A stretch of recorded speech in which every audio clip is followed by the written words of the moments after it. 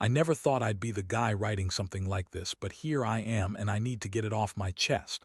My name's Mark and I was married to Emily for 3 years. We met in college, hit it off fast, and everything seemed perfect, at least that's what I told myself. She was gorgeous, witty, and seemed so sweet. People always said we were the perfect couple, and honestly I believed it too. But something started to feel off about 6 months ago. Little things. She'd be on her phone more than usual, sneaking around, hiding her screen when I walked into the room. Sometimes she'd get defensive if I asked who she was texting or what she was doing. I'd brush it off at first, telling myself she's just stressed or busy with work. But then I noticed she was wearing a different perfume, something way more provocative, and she'd get defensive whenever I pointed it out. "You're just imagining things," she'd snap. "That's Emily for you." Always quick to dismiss anything that might make her look guilty. Then came the late-night calls. She'd pretend she was working late or had a girls' night out, but I caught her lying more than once. She'd come home smelling like perfume that wasn't hers, and her eyes would dart around like she was hiding something. I wanted to trust her. I really did. But I couldn't shake the feeling that I was missing something, that there was a secret she wasn't telling me. The biggest red flag, though, was how she suddenly started acting colder, less affectionate, more distant. It was like living with a stranger but pretending everything was fine. I asked her about it and she'd shrug it off, saying she was stressed or that I was overthinking. But I knew her too well and I could see the lie behind her eyes. Still, I told myself I was paranoid. Maybe I was overreacting. Maybe I was reading too much into small changes. And then I found out the truth in the worst way possible. My world flipped upside down in one terrible moment. I never expected to find out about her cheating on me, not like this. It started with a hunch. I was cleaning out the guest bedroom, preparing for the wedding actually, when I found her phone. It was lying on the bed, unlocked, with a message thread. Open. I don't know what made me look, but I saw enough. There were texts, pictures, and plans that confirmed what I'd suspected all along. Emily had been with someone, our best man, Jake, who was supposed to be my friend. The messages weren't just innocent flirtation either. They were explicit, raw, and full of desperate need. She was telling him how much she wanted him, how she couldn't wait to see him again, how she hated lying but couldn't help herself. The last message I saw was from her late at night when she thought I was asleep. "Tonight was incredible. Can't wait to do it again." I couldn't breathe. My stomach sank, then twisted into a knot. My hands trembled as I stared at her words, at the proof that Emily had cheated on me, and she had done it the night before our wedding. How could she? How could she lie so effortlessly? All those times she said she loved me, all those promises, it was all a lie. I didn't want to believe it. I wanted to throw her phone across the room, scream at her, demand answers. But I just stood there, frozen, my mind racing. My best friend Jake was in on it, or at least knew about it. God, how long had this been going on? Was I blind? Did I ever really know her? The worst part, it wasn't just the betrayal. It was the sheer audacity. She had the nerve to lie to my face, act like everything was normal, and then, the night before we were supposed to get married, she was out cheating with my best man. That thought hit me like a punch to the gut. I trusted her with everything, and she threw it all away for sex, for a secret. I needed to confront her, but I wasn't sure how. Did I call her? Did I go straight to her? Or did I just sit in silence and let it all sink in? I was so overwhelmed with shock, anger, and sadness that I didn't even know where to start. All I knew was that my life was about to change forever. I decided I couldn't just ignore it. I had to see her face to face, hear her explanation, or her lies, whatever she'd come up with. I waited until she got home from work, which felt like an eternity. Every second was filled with this gnawing dread, a mix of heartbreak and rage swirling inside me. When she finally walked through the door, she looked tired but still managed that fake smile she always threw on. I saw right through it. "Hey," she said, dropping her purse on the hall table. "You're home early, everything okay?" I didn't say anything at first. Instead, I just looked at her, holding the phone in my hand like a weapon. Her smile faltered. I could see the flicker of worry in her eyes. "Emily," I finally managed to say, voice shaking. "I know what you did. I saw the messages, the pictures, the plans. You cheated on me with Jake the night before our wedding." Her face instantly turned to stone. She crossed her arms, trying to play it cool, but I could tell that her mind was scrambling to come up with an excuse. Mark, you're overreacting. It's not what you think. You're just jealous. Jealous? Are you serious? I cut her off, rage bubbling up. You lied to me for months. You lied to everyone, our friends, your family. And for what? A night of sex. With Jake, how long has this been going on? Since when were you dishonest? Since when did you start pretending to be the perfect wife while secretly sneaking around? She rolled her eyes, trying to dismiss it. You don't understand, Mark. You're paranoid. You're always accusing me of stuff. It's just sex, okay? It doesn't mean anything. I was stressed and we're about to get married. Why are you making such a big deal out of it? I couldn't believe her. That bitch had the nerve to act like I was the crazy one, like I was blowing things out of proportion. She was lying through her teeth, and I knew it. That wasn't just sex, that was betrayal. It was her sleeping around behind my back and hiding it like some sneaky criminal. I don't care what you say, I said, voice cold. You've been lying to me from the start, Emily. You think I don't see the way you're acting, the way you've been sneaking around. I want the truth now. Why did you do it? Why, Jake? Were you ever really mine? Her face twisted into that bitchy, dismissive look she always put on when she wanted to shut someone up. God, you're so dramatic. Honestly, I don't owe you explanations. Maybe I cheated because I was bored, or maybe I just wanted some excitement. That doesn't mean I stopped loving you. You're just overreacting. Overreacting. That's what she called it. Like I was the one losing my mind over some sexcapade. Like I was the asshole for trusting her and getting blindsided. I felt my blood boil. I wanted to scream at her, to shake her and tell her how disgusting I felt. But instead, I stood there, silent, trying to hold it together. The thing is, she kept brushing it off, acting like it was no big deal, like she could just lie her way out of it and I'd forget. But I knew better. I saw the evidence. I knew she'd been lying about everything, and now she was trying to pretend it never happened. I don't remember how I got through the next few minutes, but I just told her she needed to leave. I told her I didn't want to see her again until she was honest with me, until she owned up to what she did. She looked surprised for a second, then scoffed and stormed out the door, throwing her purse on the way. As soon as she was gone, I collapsed onto the couch, feeling numb. My head was spinning, my stomach churning. I couldn't get the images out of my head, the text messages, her face when she lied, the thought of her with Jake. It was too much. My whole world had shattered in one moment. I felt betrayed, humiliated, and honestly, I wasn't even sure if I was angry or just devastated. I sat there in silence, trying to process what I just learned, and for the first time in my life, I questioned everything I'd believed about her, about us. How could she do this? How could she lie so easily? And what did this mean for our future? I didn't know yet, but one thing was clear. My life was never going to be the same again. The days that followed were the hardest of my life. I couldn't get her out of my head, Emily's words, her face, her lies. Every time I closed my eyes, I saw the messages, the pictures, the way she looked at me, pretending everything was fine. I felt like I was trapped in a nightmare I couldn't wake up from.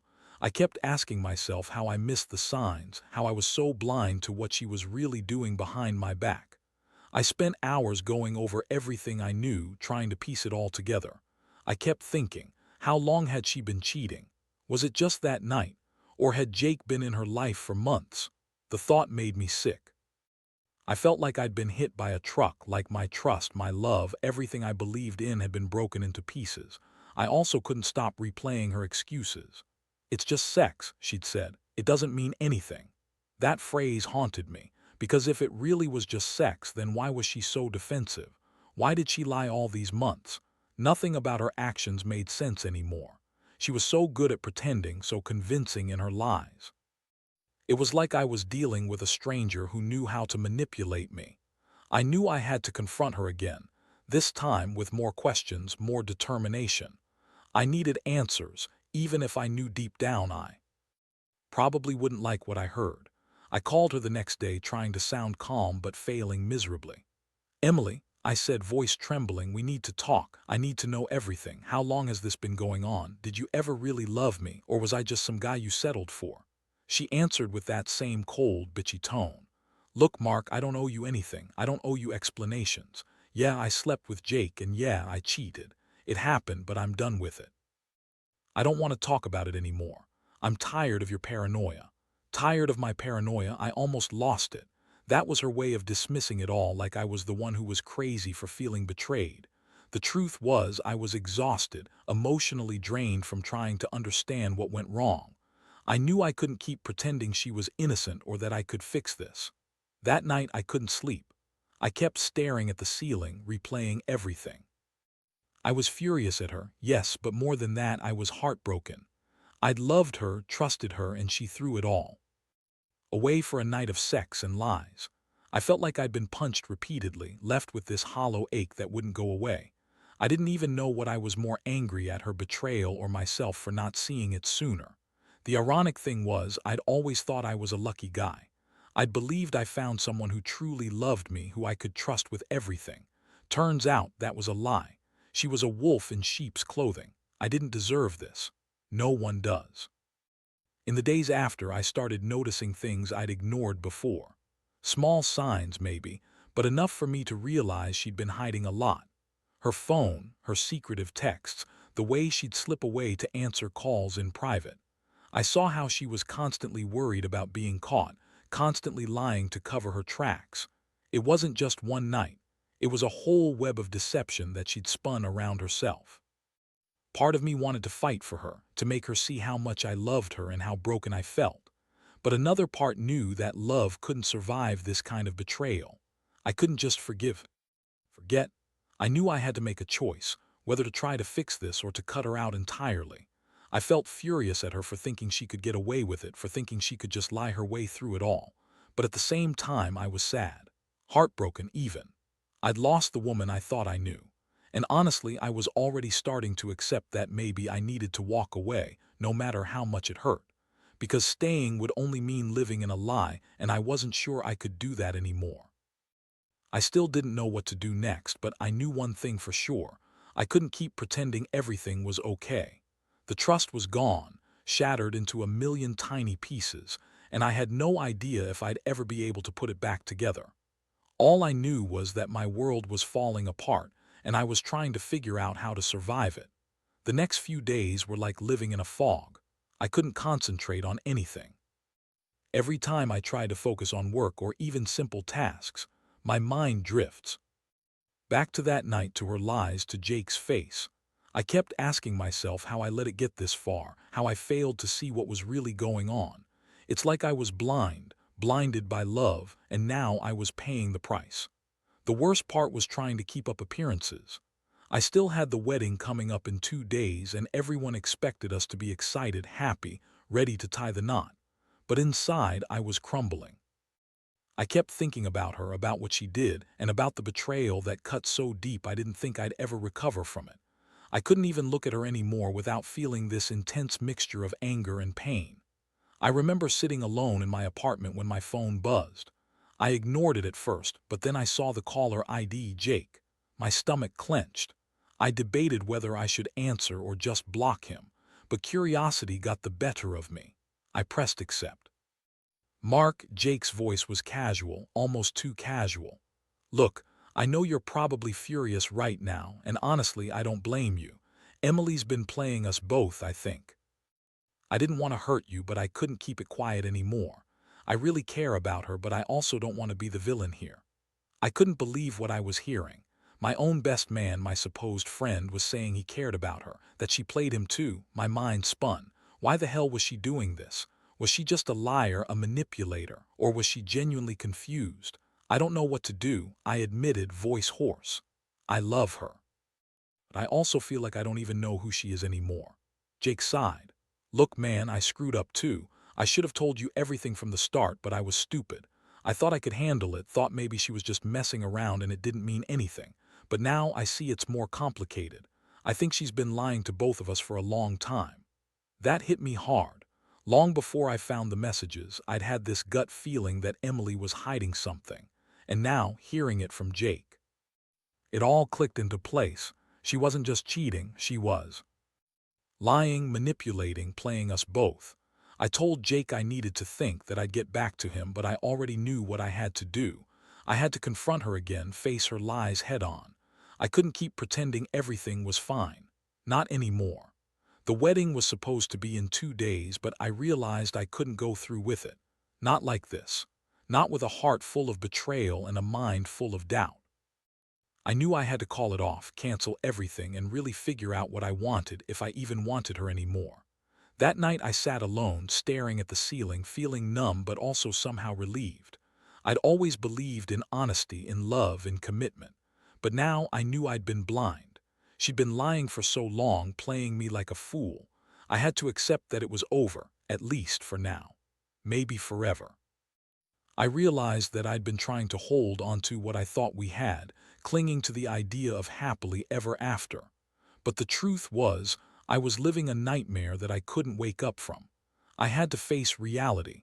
Emily had betrayed me in the worst possible way, and there was no coming back from that. Not without real honesty and remorse. So I started planning what I would do next. I knew I couldn't stay in this toxic situation, not with her still around, still lying, still pretending everything was okay. I needed space, clarity. I had to get away from her, even if it meant starting all over. The pain was unbearable, but I knew deep down that I deserved better than this. I deserved someone who wouldn't lie, cheat, and betray me. I just hoped someday I could forgive her if she ever owned up to what she did. But for now, I had to protect myself. I had to walk away no matter how much it hurt. The decision wasn't easy, but it was clear. I couldn't stay in that house pretending everything was fine. The wedding was off. I called the venue, canceled everything, and told my friends I needed time to think. I felt like I was in free fall, caught between heartbreak and anger, with no idea how to pick myself up. But I knew staying would only make things worse.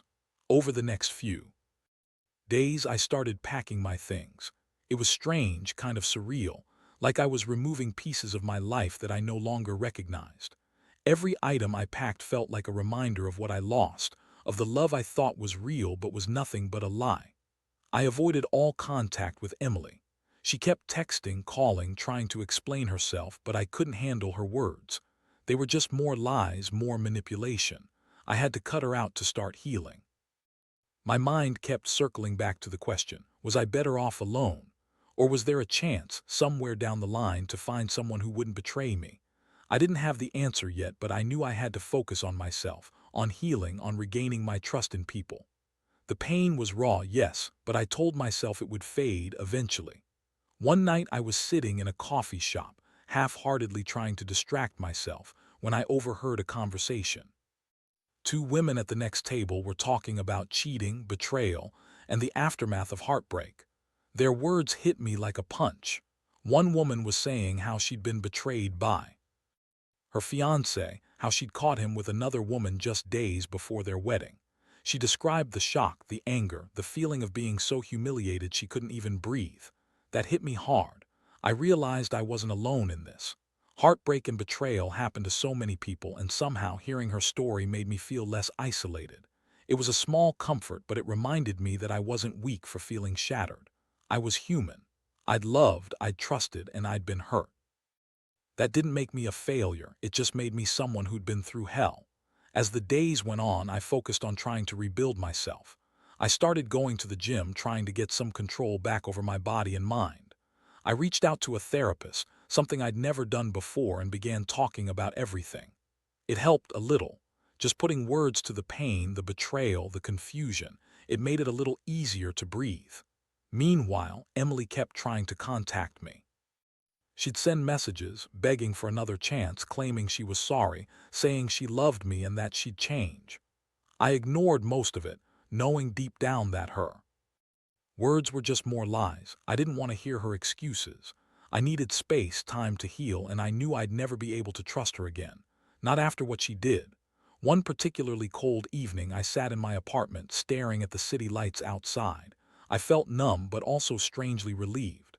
I was finally starting to accept that this was the end of us. That my love, my trust, had been shattered beyond repair. And maybe that was for the best. Maybe I deserved someone who wouldn't lie to me, who wouldn't cheat behind my back. I realized I'd spent so long trying to be perfect for her, trying to make her happy, that I'd lost myself in the process. Now I was learning how to find myself again, without her, without the lies, without the betrayal. It was painful, but also necessary. For the first time in months, I allowed myself to feel hopeful that someday I'd be okay, that I'd move on. Looking back, I don't regret the pain or the heartbreak. It taught me a harsh lesson about trust, about love, about who people really are underneath. And honestly, I wish her the best, though I know I'll never forget what she did. That betrayal will stay with me, a scar I'll carry forever. But I also know that I'm stronger now because I survived it, and somehow I'll find my way out of this nightmare. It took weeks, maybe months, but I finally started to feel like myself again. The pain didn't go away completely, but it became a dull ache, something I could live with. I learned to breathe through the anger, the disappointment, and the heartbreak. I realized that I deserved better. That I deserved honesty, respect, and someone who wouldn't betray me for a night of sex or a quick thrill. I've came to accept that sometimes love isn't enough. Sometimes people say they love you, but all they really love is what they can get from you. Emily showed me that in the worst way possible. I trusted her, and she threw it all away. But I also learned that my worth isn't defined by someone else's lies. It's about how I pick myself up when I've been knocked down. Now I'm focusing on rebuilding my life, on finding happiness in myself and in the small things. I've started dating again. Not rushing into anything, but slowly opening my heart to the possibility of genuine love. I won't lie, I still feel the sting of betrayal sometimes, especially when I see couples holding hands or sharing a laugh. But I remind myself that I'm better off without her lies polluting my life. The biggest lesson I learned is that betrayal cuts deep, but it also teaches resilience. It shows you who really cares and who's just pretending. It forces you to look inward and ask what you truly want and deserve. I wouldn't wish this pain on anyone, but I do believe it made me stronger. It's the kind of pain that leaves a scar, but also a hardened armor ready for whatever comes next. Today, I can honestly say I'm finally moving forward. I still get angry sometimes, still wonder about the what-ifs, but I no longer dwell on what's lost. Instead, I focus on what I've gained: clarity, strength, and a renewed sense of self. I don't regret the heartbreak because it's made me realize my own worth. To anyone out there going through something similar, trust me, you're not alone and it's okay to feel broken. But you have to. Remember, you're strong enough to heal, to walk away, and to start over. Don't let someone's lies define you. Keep your head up, keep fighting, and know that eventually the pain eases. Because in the end, the truth always comes out, and so does the strength you didn't know you had. And as for me, I'll keep living my life, taking it one day at a time. The nightmare is over and I'm finally free.